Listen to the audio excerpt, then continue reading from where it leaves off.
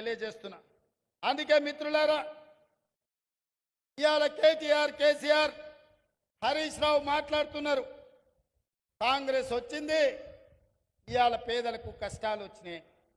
నేను చెప్పదలుచుకున్నా, పేదలకు ఎవరికి కష్టాలు రాలే, మీ కుటుంబానికే కష్టాలు వచ్చినాయి.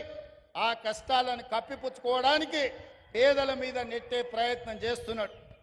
మన అసెంబ్లీలో మాట్లాడుతూ నేను కొన్ని ప్రశ్నలు అడిగి ప్రతిపక్ష నాయకుడు రావాలి అని సూచన చేస్తే కేటీఆర్ అన్నాడు, ఆయన రాడు, మేమే వస్తాం, బావా బామార్దులమే సమాధానం చెప్తామని.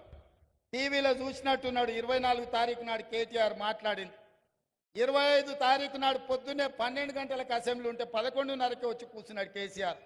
వీడు తిక్కలోడు, అసలే తిరణాలకు పోతే ఎక్కడానికి దిగడానికి సరిపోయింది అన్నట్ల వీడు ఏం చేసి వస్తాడో, వీడికి చేతికిస్తే ఇది ఎక్కడ పోద్దా అని వచ్చి పొద్దున్నే అసెంబ్లీలో కూర్చున్నాడు. అంటే